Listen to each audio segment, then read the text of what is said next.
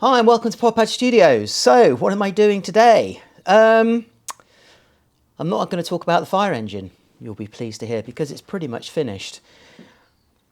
I want to address something that a lot of people have been asking us about, and it's quite interesting actually. It's an interesting kind of way of looking at things, but basically we say that we recycle an awful lot of things here at Podpadstudios, and I make claims like, you know, when I built the tank, that it was 80% recycled materials in it, and I would say that the fire engine has been up there as well. 70–80% of the materials used in the fire engine have been recycled. And the question we get asked is, what do you mean recycled? I mean, I don't see how have you recycled things? Things look brand new. They look amazing. So recycling, repurposing, that's what I'm talking about. And I'm going to give you some examples of this. And hopefully, next time you're out and about and you see one of our creations, you look at it in a different way. And then all of a sudden you'll think, oh, I recognise that shape. Oh, I recognise that. Oh, then you'll understand what I'm talking about. I'll give you an example straight away. Metal, for example. We obviously use an awful lot of metal in things. Now, for example, on the fire engine, on a few different things, I've used a lot of this stuff, trim like this. Now, you can go into places like B&Q or whatever, and you can buy this kind of stuff. And this aluminium trim can be quite expensive. But I don't need to do that, because basically I've got alternative ways of doing it. And here is a bit to give you an example. It's an old flight case that somebody gave me. Now, it was a big flight case, and these flight cases have edges on them. Now, let me get a piece off the shelf, and I'll show you this. Here is the edge piece that would have fitted along the edge of the flight case. So all I've done is gone along, as you can see, I've drilled out all the rivets. Now I've got a piece of angled aluminium. All of these pieces that I've cut here, these edges, are these edge pieces that went along. And all I've done is gone along and I've cut off the edge pieces, and using the circular saw, cut them and trimmed them all. Now I've got usable pieces of metal, usable pieces of trim. Apart from saving me hundreds and hundreds of pounds, it's all been recycled, it's all been repurposed. The wood itself, this wood is pretty good weathered wood. It will be reused. It's sitting there at the moment, waiting to be used for something. Metal, wood, can be pretty obvious in terms of, you know, I'll show you more examples in a minute. But I also have boxes like this everywhere. I've probably got 15, 20 boxes like this, if not more, of just what a lot of people would just consider junk. I mean, it's just things. And I look at these things and I go, oh, that's going in there. That looks like an interesting shape. That looks like an interesting shape. I've no idea what these are off. These are just things that I've acquired, people have given me. I think that must have come off an old runner, off an old chair. But eventually that might become something. I don't know what it's going to become. Cover off the motor for a wheelchair motor. An indicator off a motorcycle. Some things can be quite useful. An old valve from a radiator. But it's a great shape. It's a great object. Now somehow, somewhere, some point in time, that will be used in a model, and it won't be used as a radiator valve. It will just be, I don't know, something different. And I've got boxes and boxes of brackets and bits, and I just keep them all. Every now and again I have tidy outs, and all of these boxes get thrown out. You know, there's just all sorts of stuff that get put into these boxes. But they're interesting shapes that when I'm building something, I'm thinking, what could go there? What could work in that shape? Do I need to manufacture it? Or can I go to one of the boxes and find something that could just go into that shape? Repurposing, taking something that was used for something and I'm using it for something completely different, but I'm not really changing it too much. I'm kind of adding it to it.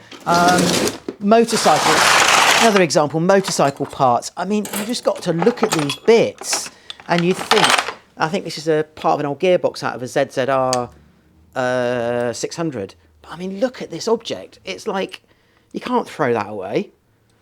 I have no idea what it's going to become, but it will become something, because it will sit there for ages. Look at these. I think they're friction plates, but they're just such great objects. I've got loads of them. I mean, they're just beautiful objects in their own right, and these objects will get used to create something else.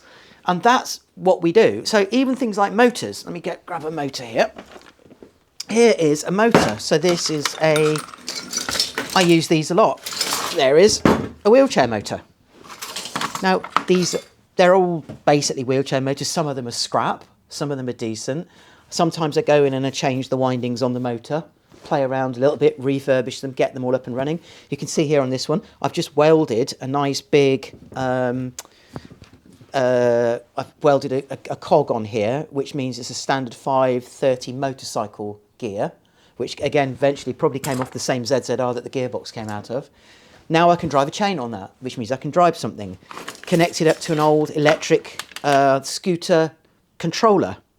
And again, you see it's all just put together, and I'm not using this at the moment, that's sitting on the shelf, and eventually that will become the drive for something. Repurposing something, taking something that was used for something else and using it in something that I create. To buy brand new motors, to buy these things new, would cost so much money that I would probably hardly ever build anything, because the cost of building those things would be just so prohibitively high. Whereas obviously I can use things like this and keep the costs down, and obviously I've got the reliability of these great objects because they've been running and working for years. Somebody's just given me these old Venetian blinds. Now they all work, and again, I might find the window to put them up, but more than likely they'll get used in a build somewhere. So I'm going to take you on a little tour.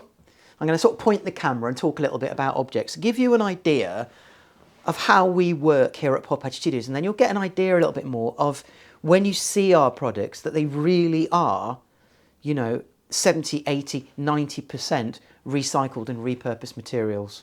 Now what you're looking at here is one of our little storage areas. You can see loads of aluminium. I don't throw anything away. So we've got boxes like this of scrap aluminium, because each of these aluminium pieces could then be repurposed and reused for something else. Just been given this shelving unit. This is basically 2mm flat panel steel. That will probably be going to make the new tank.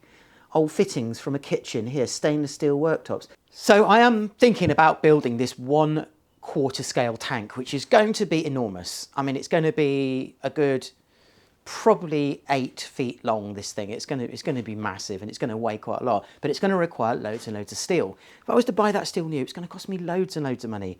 But look what I've just got. Somebody has given me,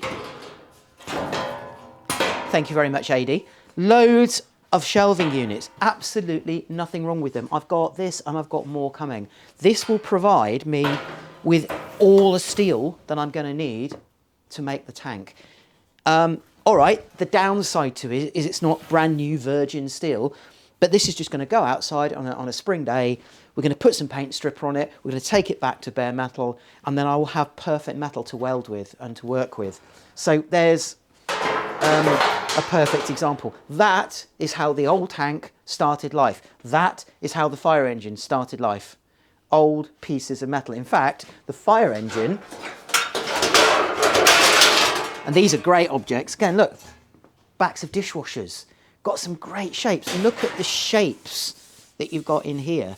So if you're looking for sort of textural shapes on the bodywork of things, you couldn't get any better than this. And this, again, lightweight, stainless steel, easy to cut, easy to work, and you know, you've got all the stuff that you need.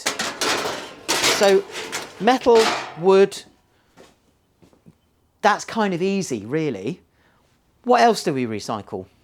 So we are lucky here that we got loads of space. So obviously we've got all of this storage space, and we've got the other 3 workshops as well. But everything is kept. Everything is, look, loads of different chains, bicycle chains, motorcycle chains, 3D printed chains, old pipes off things, just bits of everything, bits of old perspex, bits of plastic. All of these things are used to build the models, to build the creations that we create. Yes, I agree, there is small amounts of money that have to be spent on things that we have to buy new. But a lot of the time, we can source the things that we need. Things that you would think, what on earth could you use that for? I have no idea, until the day comes that I think, I need that. So for example, one of our old solar inverters went.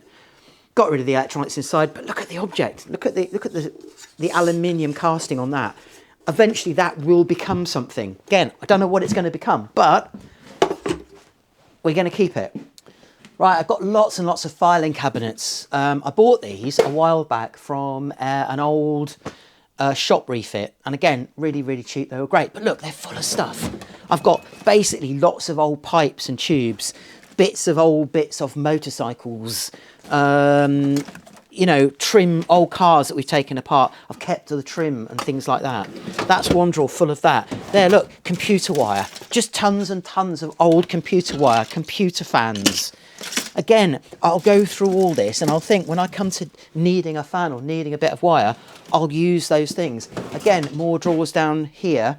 I'll have to pan the camera around, but again, here's a good one. Look, old circuit boards, heat sinks, old circuit boards from things.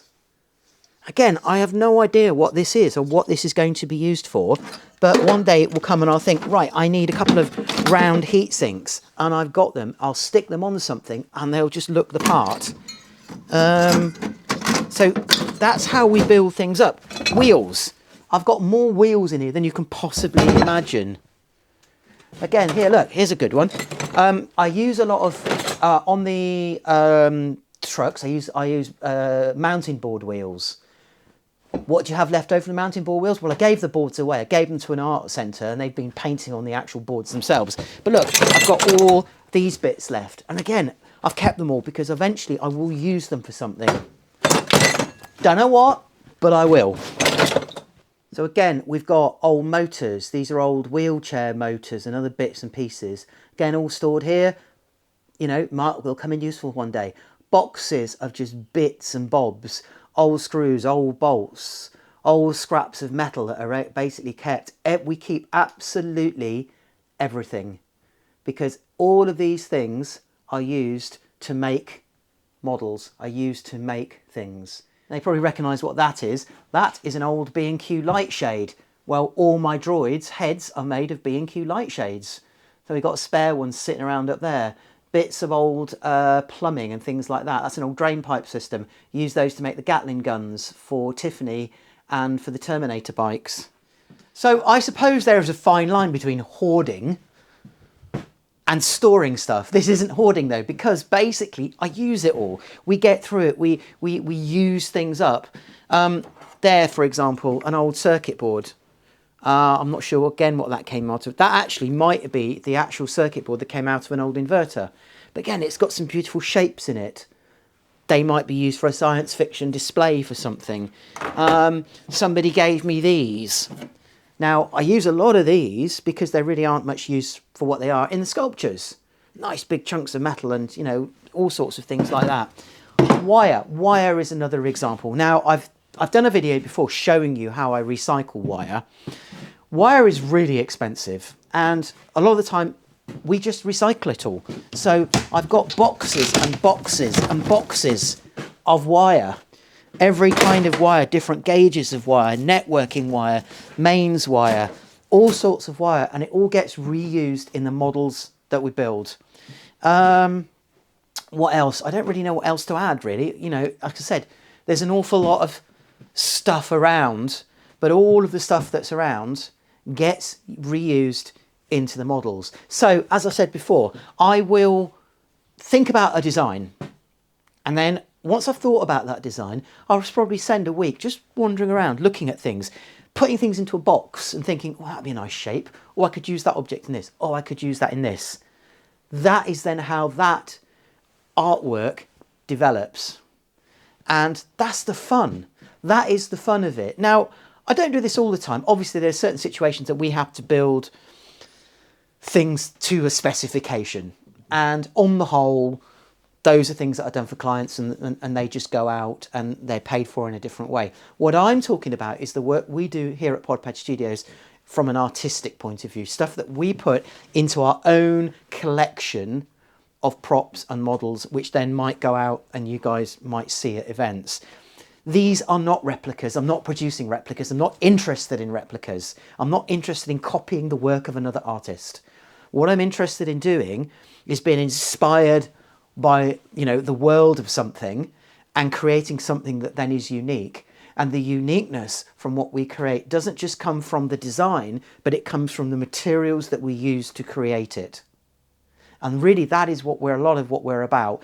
Taking objects, recycling objects, repurposing objects to create works of art. Right, so this is a little bit different from some of the models that we've done, but this gives you a perfect example where you will see the repurposing and recycling. Our Steampunk collection. So we've got the Dalek and we've got the Droid. When you look at this, you've got basically old violin arms, here bedside lamps, back of an old fridge, loads of copper piping, 2p pieces for the coin slots. All of this piping, as you already know, a lot of people, and all this was off an old player piano. All the bellows, there's a Parkan light, there's an old boiler there, lots of shower bits and pieces, tons and tons of Lego Technic in that one because it was built at a time way before 3D printing. IKEA, all these bits are from IKEA, so I have no idea what they were used for in IKEA, but they look great in there. Again, B&Q light shades. This is what the domes are made out of.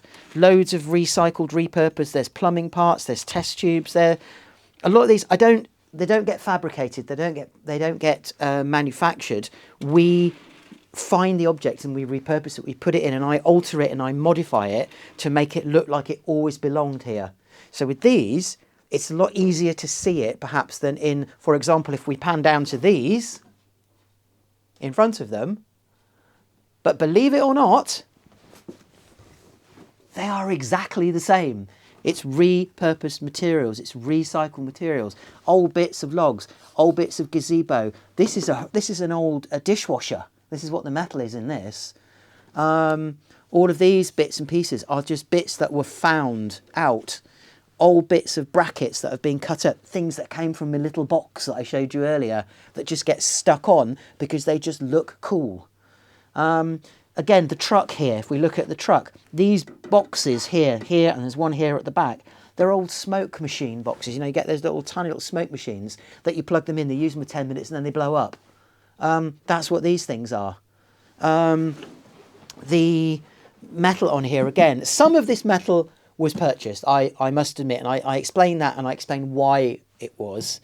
But the majority of this one, again, is all recycled. All of these bits, old tracks here at the bottom for the treads are old 3D printing, what do you call it? I can't remember what it's called now. You know, they're like anyway, I'll think about it in a minute. Speaker, you can't really see them from that angle, but there's speaker covers on the top from old cars. And then bits of objects right at the back of the cab, which again, you can't really see it on here. I needed something like an intercooler, so it's an intercooler off a ZZR600. That's what it is. That came straight from there, and it is on there. And that is what, again, the tyres on this one are mountain board tyres. This one has got casters, the sort of thing you get on supermarket trolleys. I had a box full of them. That's what's on here. The tracks on here are made out of motorcycle chains and bits of aluminium. That's how it's made. It's not high tech. It's looking at using repurposed materials or repurposing materials and recycling materials to create these things. Even these guys here, if you pan across to these little beauties here, they look so elegant and they look so perfect sometimes. But again, the classic one here with Zoe, this is a B&Q light shade. That's what it did. It isn't an incredibly expensive R2-D2 style dome. It's a £23 light shade from B&Q. All of the metal on here is recycled metal. You'll notice all these parts all over there, old computer circuit boards, old computer heat sinks. The feet are made out of old laminate floorboarding on both of them. Again, a lot of it is recycled, repurposed. Yes, there are, I mean, this is hardboard. It's an old hardboard. She was made a long time ago. And, you know, she's weathered quite nicely. A bag, for example. A bag was made out of, we were at a charity shop and I saw this old charity's dress. And when you touched it, of course, it changes colour. And I thought, wow, that's just got to make a 60s bag. And all this is an old dress that's basically been glued together to make a bag. And that's it. That's how it was done. Recycling. Repurposing.